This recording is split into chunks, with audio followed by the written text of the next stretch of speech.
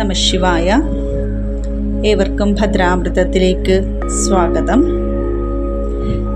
ഇതുവരെ നാം ഭദ്രകാളി സഹസ്രനാമത്തിൽ 39 ഭാഗങ്ങളിൽ വരുന്ന ദേവിയുടെ നാനാനാമങ്ങളെക്കുറിച്ചിട്ടാണ് അറിഞ്ഞത്.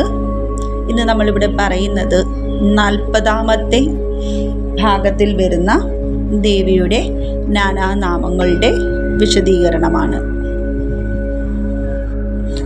സത്യവതി, ധർമ്മനിഷ്ഠ, ശ്രേഷ്ഠ, നിഷ്ഠൂരവാധിനി.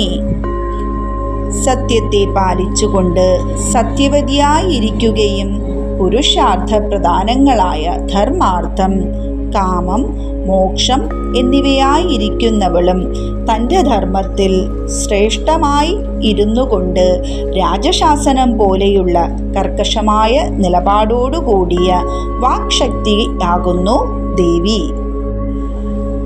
ഗരിഷ്ഠ, ദുഷ്ടസംഹർत्री, വിശിഷ്ട, ശ്രേയസി, ഹൃണ. ഘനഗാംഭീര്യത്തോടുകൂടിയ ഗിരിഷ്ഠ, ദുഷ്ടരെ സംഹരിക്കുന്നവളും വിശേഷമായി സവിശേഷ പ്രധാന ശക്തിയായിരിക്കുന്ന ദേവി മേൽക്കുമേൽ ആത്യന്തികമായ ഐശ്വര്യത്തെ നൽകുന്നവളാകയാൽ ശ്രേയസി എന്നും ദേവി തന്നെ വിദ്വേഷണത്തിൻ്റെയും ലജ്ജയുടെയും രൂപത്തിൽ ഇരിക്കുന്നു. നന്ദികേശ്വര പ്രണാമം.